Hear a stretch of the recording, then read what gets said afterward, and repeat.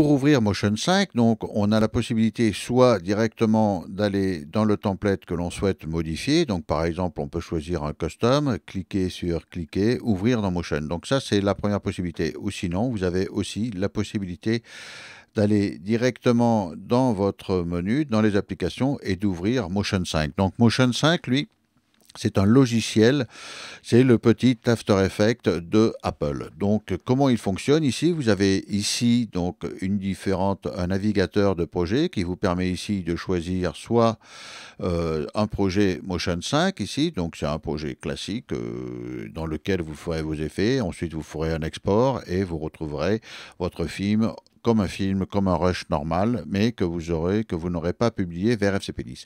Et après, à côté ici, vous avez 1, 2, 3, 4 possibilités de templates. Donc vous avez la possibilité des effets que l'on retrouve ici sous FCP10, donc les effets classiques d'FCP10, les effets de générateur ici, que l'on retrouve ici, les effets de transition que l'on retrouve ici, et vos effets de titre que l'on retrouve ici. Donc, pour réaliser un template ici, il vous faudra, comme pour tous les projets que vous pouvez ouvrir dans n'importe quel logiciel, il vous faudra définir sa taille et sa fréquence au niveau des images.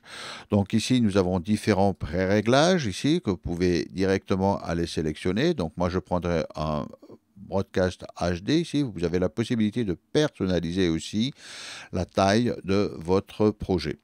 Donc moi je prendrai un HD 1080 qui correspond à une taille de 1920 par 1080 pixels, qui est la taille standard pour travailler en haute définition. Ici, nous sommes en Europe, mais vous avez la possibilité, comme on peut le voir, de choisir différentes fréquences images. Donc nous, on travaillera en 25 images par seconde. Par défaut, vous avez la possibilité de choisir la durée d'une séquence ici, qui est de 30 secondes. Et ici, vous avez la récap de toutes les proportions qui sont utilisées. Donc, vous avez la possibilité ici aussi, on retrouve ici tous les dossiers d'ouverture. Donc, vous pourrez retrouver tous vos templates que vous avez déjà intégrés dans FCP10. Donc, vous pouvez les retrouver ici, directement dans votre logiciel. Ici, vous avez la possibilité d'ouvrir autre ou de créer un projet à partir d'un fichier, ce qui vous permettra, par exemple, d'avoir directement, si vous ne connaissez pas sa taille et sa fréquence, de pouvoir fixer directement, grâce au fichier, les différents paramètres de l'ouverture de notre template. Donc pour le moment, je vais vous montrer comment créer ce que l'on appelle un effet de Total Adjustment. Donc c'est un effet qui est assez simple, mais qui vous permettra, comme on le verra par la suite, de pouvoir créer un template rapidement et simplement pour travailler. Donc ici, vous faites ouvrir, donc automatiquement FCP10 va s'ouvrir, Motion 5 va s'ouvrir.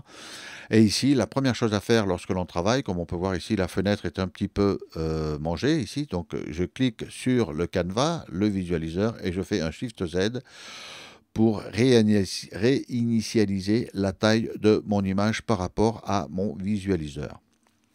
Et ici, vous avez les différentes possibilités. Donc, vous pouvez zoomer dans l'image ou l'adapter pour avoir directement toute la taille de l'image qui soit affichée.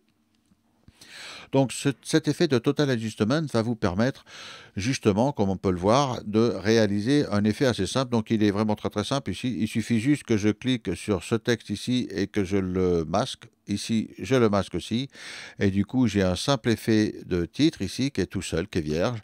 Donc je peux faire fichier enregistrer sous. Et à ce moment-là, ici, je vais l'appeler Total Adjustment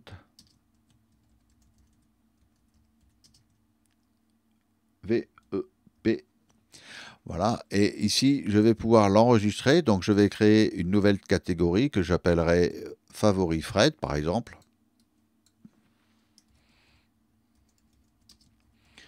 Favori Fred.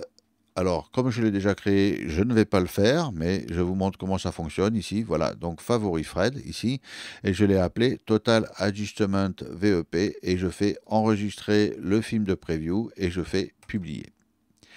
À ce moment-là, Motion 5 va se mettre en render ici, comme on peut le voir ici sur cette petite roue qui tourne.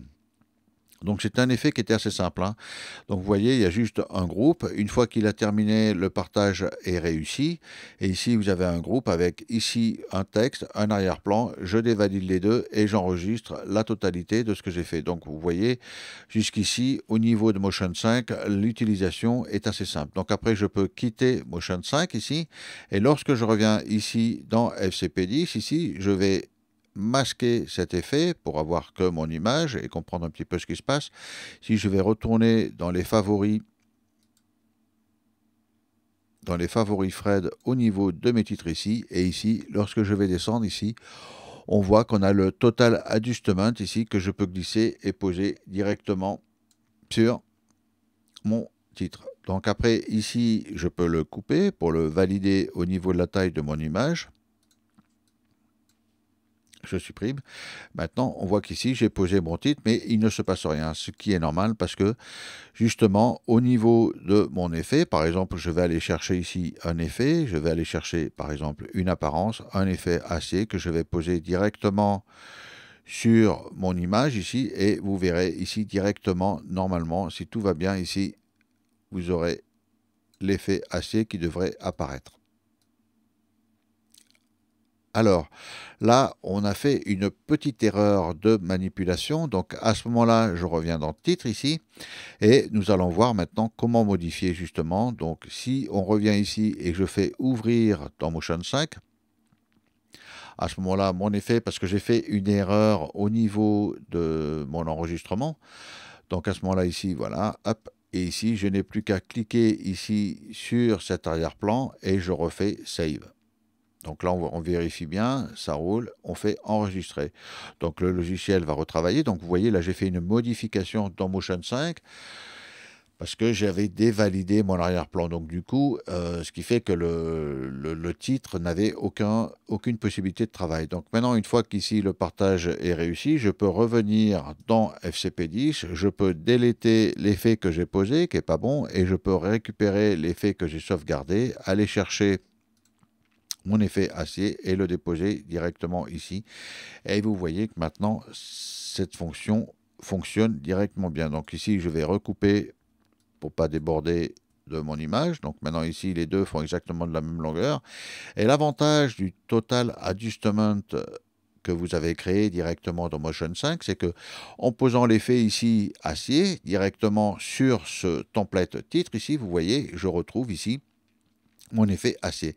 Et donc maintenant, il suffit juste que je peux maintenant ici travailler et gérer ici, vous voyez, l'effet directement sur toutes mes images.